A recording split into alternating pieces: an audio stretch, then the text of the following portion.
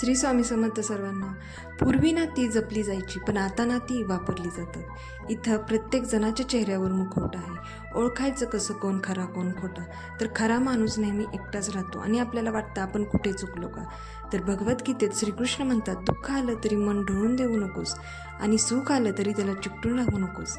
आपल्याशी कोणी चांगलं बोललं की आपण खुश होतो आणि चांगलंच बोलतो, पण कोणी वाईट बोललं तर आपण दुःखी होतो. पण भगवद्गीतेत सांगितलं आहे, नाती रडवतात कारण त्यांना अपेक्षा असतात. परिवर्तन हा निसर्गाचा नियमच आहे. माणसं बदलतात, नाती बदलतात, काळ बदलतो आणि जी नाती आपल्याला मानच देत नाहीत यावर भगवद्गीतेत सुद्धा स्पष्ट सांगितले आहे, जिथे मान नाही तिथे थांबू नकोस. स्वतःचा धर्म म्हणजे स्वतःचा आत्मसन्मान. जिथे आत्मसन्मान नाही तिथे कितीही नातं जवळचं असेल तर तिथे मन मात्र मरतच जातं. कोणीही कोणाशिवाय थांबत नाही. जेव्हा रडू येतं तेव्हा हे शब्द आठवा. श्रीकृष्ण म्हणतात, तू कुमकुवत नाहीस, तू फक्त संवेदनशील माणूसच खरं दुःख सहन करतो.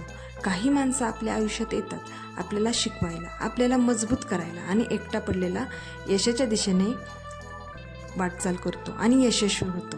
त्यामुळं एकटं जरी पडलं तरी खचून न जाता स्वामींची भक्ती करत पुढे जायचं आणि यशस्वी व्हायचं. श्री स्वामी.